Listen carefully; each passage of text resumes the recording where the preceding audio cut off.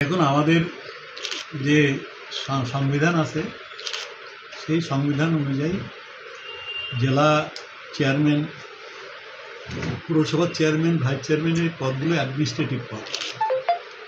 এই পদগুলোতে নিয়োগ করে রাজ্যের মাননীয় মুখ্যমন্ত্রী, এবং আমাদেরকেও রাজ্যের মাননীয় মুখ্যমন্ত্রী নিয়োগ করেছিলেন, এবং সরানোরও নির্দেশ দিতে পারেন মুখ্যমন্ত্রী। রাজ্য নেতৃত্ব অথবা মুখ্যমন্ত্রীর কাছ থেকে কোনো বার্তা আসেনি। জেলা সভাপতি একটা মেসেজ আমাকে করেছে, কালকে ওই মেসেজটাই আবার টাইপ করে আমাকে দিয়েছে। আমি 22 বছর সভাপতি ছিলাম কোচবিহার জেলায়। আমি কিছু আইন কানুন জানি, সাংগঠনিক আইন কানুন। জেলা সভাপতির এখতিয়ারের মধ্যে এটা পড়ে না। এটা রাজ্য নেতৃত্ব নির্দেশ দিবে, সাথে সাথে নির্দেশ পালিত হবে। আর যদি মুখ্যমন্ত্রী যদি আমাকে একটা ফোনও বলে দেয় বা একটা মেসেজ দিয়েও বলে দেয়, আমি সাথে সাথে সেটা কার্যকর করব। কিন্তু যতক্ষণ রাজ্য নেতৃত্ব কোনো নির্দেশ না দিচ্ছে ততক্ষণ তো আমি দায়িত্ব জ্ঞানহীনের মতো কাজ করতে পারি না। বর্তমানে রাসমেলা চলছে, রাসমেলার প্রতি কুচবিহার তথা রাজ্যের মানুষের একটা আবেগ রয়েছে।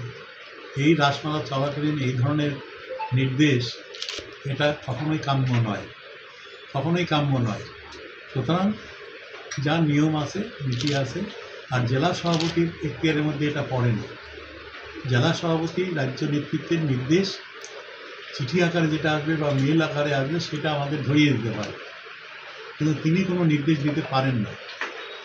সুতরাং সেই ক্ষেত্রে আমরা মনে করি জেলা সভাপতি যে নির্দেশ দিয়েছেন সেটা ঠিক না। রাজ্য নেতৃত্ব যখনই নির্দেশ দিবে 1 মিনিটের মধ্যে নির্দেশ কার্যকর করা হবে। তিনি কি এখতিয়ার বহির্ভূত কাজ করেছেন? নিশ্চয়ই এখতিয়ার বহির্ভূত কাজই করেছেন তিনি। তার এখতিয়ারের মধ্যে পড়ে না। আমিও জেলা সভাপতি ছিলাম, আমার সময় রেবা কুণ্ডু নিয়োগ হয়েছে, ভূষণ সিংহ নিয়োগ হয়েছে। হ্যাঁ, রাজ্য নেতৃত্ব যে নির্দেশ দিয়েছেন সেই নির্দেশ অনুযায়ী নিয়োগ হয়েছে। বীরেন কুণ্ডু একবার নিয়োগ হয়েছিল 15 সালে। আমি রাজ্যের বার্তাটা, লিখিত বার্তাটা এমনি তাদের দিয়েছিলাম, সেই অনুযায়ী তারা বোর্ড তৈরি করেছে, বোর্ড মিটিং হয়েছে বা চেয়ারম্যান ভাইস চেয়ারম্যান হয়েছে। সবসময় এটাই হয়।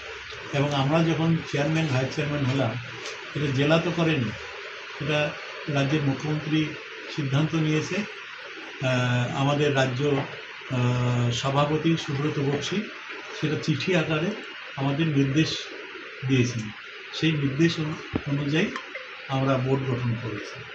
সুতরাং সেক্ষেত্রে রাজ্য সভাপতি হোক, মুখ্যমন্ত্রী হোক, যে কেউ আমাদের নির্দেশ দিতে পারেন। সেই নির্দেশ দিলে সেটা 1 মিনিটের মধ্যে কার্যকর করা। জেলা সভাপতি যে মেসেজ পাঠিয়েছেন বা নির্দেশ পাঠিয়েছেন তাতে কী লিখেছেন? কি উনি বলেছেন 7 দিনের মধ্যে পদত্যাগ করতে। পদত্যাগ করে নাম দিয়েছেন একটা, সেই নামকে দিলীপ সাহা। আর কে চেয়ারম্যান হবে না সেটাও ঠিক করবে রাজ্য নেতৃত্ব। এটা জেলা সভাপতি ঠিক করতে পারে না। জেলা সভাপতি সুপারিশ পাঠাতে পারে, কিন্তু জেলা সভাপতি এটা নির্দেশ দিতে পারে না। এটা একটা অ্যাডমিনিস্ট্রেটিভ বোর্ড, এখানে জেলা সভাপতি নির্দেশ দিতে পারে না। তিনি প্রপোজাল পাঠাতে পারেন রাজ্য নেতৃত্বকে, সেই প্রপোজাল যদি অ্যাকসেপ্ট করে, সেই অ্যাকসেপ্ট হওয়ার সিদ্ধান্তটা রাজ্য নেতৃত্ব পাঠাতে পারে। এটাই নিয়ম, এটাই আইন।